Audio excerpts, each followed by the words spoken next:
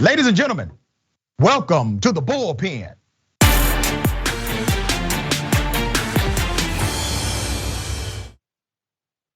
In the Bullpen today, we have an education specialist, Mr. Cooper Conway.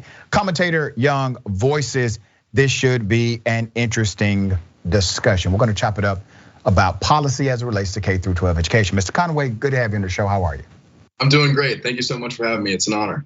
Absolutely, man. Honor is mine. All right. I don't want to presume what you know or believe about left-leaning or right-leaning policies and how they impact K-12 education. So if you would, give us your sentiment and I will opine.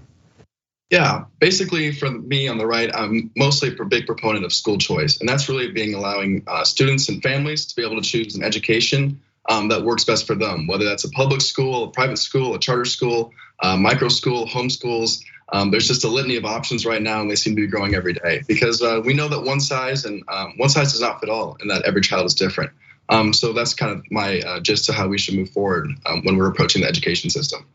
Okay, I don't necessarily disagree with that. President Obama was a school choice Democrat. There are many school choice Democrats still in the US Senate and House of Representatives. So let's talk about this from the angle of what works. I try to keep things simple. I try to look at data, look at facts, look at the outcome and say, here's what works. Here's what we thought would have worked, but it did not. So let me take you to some actual data about school choice, because you would have to admit that school choice obviously is not some great solution to the academic design that creates a significant remedy for education or the K-12 educational system. That's not what you're saying. You're saying, I still want parents to have the choice. Am I right on that or am I missing something? Yeah, I would say I still want parents to have the choice. Okay. I wouldn't say that school choice is a silver bullet by any means. Right. So let me break down one analysis that came from the Center for American Progress. This actually came out during the presidency of Donald Trump. What they found is that when you take public dollars away and you spend it on these private vouchers, the students that take advantage of these private vouchers by way of their parents engaging in the program, they actually perform significantly lower academically. According to the research that was done, it was a rigorous evaluation of multiple jurisdictions that included Ohio, Indiana, Louisiana, DC, and others. They found that on average, these kids who took advantage of the voucher system program, it was equivalent to them missing roughly 70 days of education based on their academic performance. They did not perform better, they actually performed worse. They were engaged in the voucher system program. So the exhaustive survey that was done, the research that was done was handed to the Secretary of Education at the time under Donald Trump. Well, they decided to ignore that data. See, I believe that there are opportunities to fix things. But when you lean in from a political point of view, rather than from a data-centric point of view, you will try to hide data that's antithetical to the position you have taken politically. So it is clear that charter school systems or these private voucher systems that allow you to transfer to a charter or private institution, they do not necessarily create a better outcome for the student. And I thought we were doing this for the student. Am I right? Yeah, I think you are right. I would have to look at that study. But of the 17 studies on private school choice participant, their test scores, 11 of them are positive, 4 have no visible effects, and then 3 have negative effects. I'm guessing one of those 3 is the study that you just cited. But overall, no, it's not. No, there's not one of the 3. So let me explain the study that you just cited because I'm aware of that study. The institutions that were surveyed, those were institutions that were allowed to selectively accept or reject those vouchers. They did not have to accept those vouchers. They were allowed to say this student may be problematic. They had entrance exams connected to that voucher program. And if that student did not perform on that entrance exam, they were then rejected, creating a false positive as it relates to the outcome of the performance of that student. Do you not agree? I'm aware of the study. Yeah. Well, I think I would say it kind of depends on, the voucher program is a really small slice of what school choice is becoming right now. Yeah. Education savings accounts, for example, are really the gold standard, and that we're allowing children to be able to have the $15,000 on average and per pupil spending, be able to be flexible and allowing them to use that for homeschooling, private schools if they will accept it, because you're right that some private schools will deny a student if they do not have space or they do not feel it'd be a good fit. But the flexibility we're having right now is really kind of unprecedented. And we're seeing that a lot of families are benefiting, especially over this past year and this time of COVID, when flexibility was needed more than ever. I'm not an anti-school choice guy. As a matter of fact, I have some friends that work in that market. Their heart is in the right place. I just want it to work, brother. You got to understand my point of view here. I want it to work. If it works, I don't care that it may not be the partisan thing to do as far as left-leaning politics is concerned. But based on the data, the analysis of the data says it does not create the solution that it proclaimed to create. Remember, we've been doing voucher system since the 90s. Okay, so these voucher systems have been around state. You've had some federal renditions of them, but they have not been effective as people said they would be. So let me bring your attention to places that have robust voucher programs. For example, Texas, okay? Under the governorship of Rick Perry, when they created their massive voucher system program, in Texas went from 46th to 50th as it relates to academic graduation. K-12 graduation actually dropped once they implemented the charter program for private vouchers or private money to go to these private schools, or public money to go to these private schools. Explain those variances, because once again, this is always sold to people, to voters, to parents, to taxpayers, that this will create a better and more equitable outcome for the child. But time after time again, we see that it creates the opposite impact. As a matter of fact, 8 of the 9 states that have the worst graduation rates are run by governors that support voucher programs. Dr. Rashid, I just want to clear something up. Are you talking about charter schools in particular here? Or are you talking about voucher programs in particular? Both. So voucher programs are allowed to be transported into private charter institutions. So both, right? Private schools and charter schools, yes. Okay, so here's where I think that we can find some common ground. Okay. I think that you and I both agree that not every charter school and not every private school is going to be successful. However, there are charter and private schools that are successful. And so for a child that is basically being trapped into these public schools with this attendance zoning, if they have that opportunity to go to a private or charter school and have those dollars follow them, I think that's a benefit, especially considering that our public school system for a long time was racially discriminatory, and especially based off of the absolute the redlining maps. Well, you have to let me opine on that point, brother, because the data shows that these private institutions are more segregated than even the public school system. From the studies that I've seen of the 7 studies based on integration for these private school choice programs, 6 of them have positive effects and only 1 have a negative effect. So no, but we're talking about actual integration. Yes. Integration of private institutions. You take all private institutions in America, private institutions are significantly more segregated than public schools. Public schools are segregated too, so don't get me wrong on that. And once again, brother, I'm not arguing against the methodology. What I'm saying is there's something that's not working in the methodology that we must address. And let me bring you back to what public education is, right? Because a lot of school teachers are blamed, obviously, for a poor academically performing school. But what is a school? A school is a socio-economic reflection of the community around that institution. So I think it's unfair when we lay all of the blame at hardworking school teachers. My mother is a school teacher. I was adopted by a woman who's a school teacher, and she instilled in me values as it relates to education and life and how to treat people, right?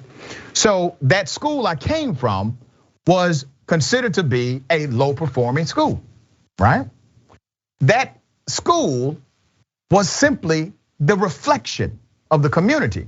And so you have to engage in holistic remedies that can address things like poverty, homelessness, etc. Because for many of us that went to these schools, we ate 1 meal a day, and that was at the school, right? So if you don't have a holistic strategy to address those issues that lead to poor academic performance, you're going to continue to blame it on the school rather than fixing the problem that's right in front of us. Yes, I completely agree. I understand. My dad is a teacher. My grandparents are teachers as well. All too often, hardworking teachers that are just trying to make a difference are the ones that are put at blame. And we really do not know what's going into a child's life before they even step foot into the school, the hardships that they may be facing. Now, school choice, I believe, can help solve this in one way.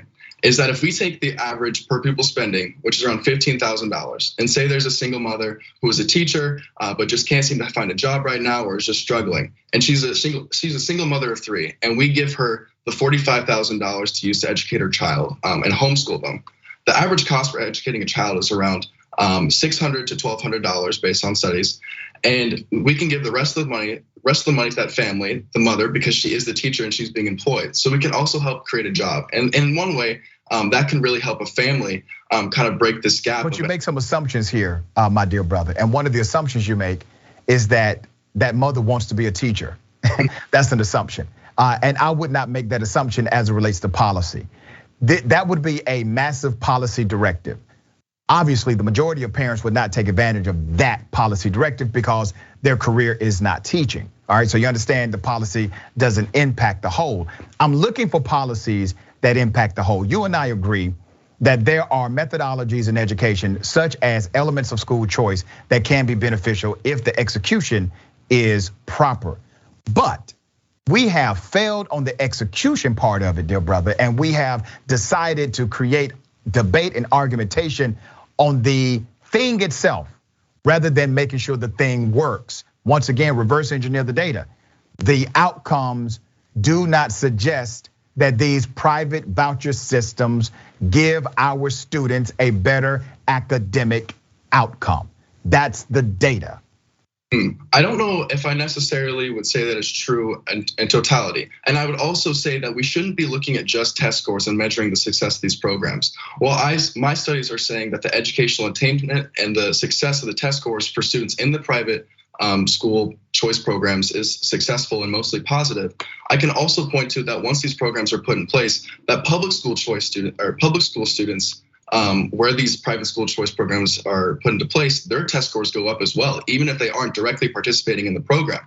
Not to mention that 28 of the 30 studies done on parental satisfaction, 28 of them are positive. And this is maybe the increase. So let me go back to one of the, can you cite where you got that data from, that the outcomes are better? Yeah, so I would go to EdChoice and I would look at their total collection. EdChoice has totally opposite information than what you're talking about.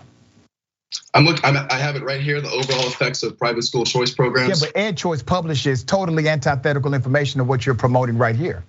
They say the exact opposite at EdChoice as well, based on peer-reviewed research. What are they saying exactly?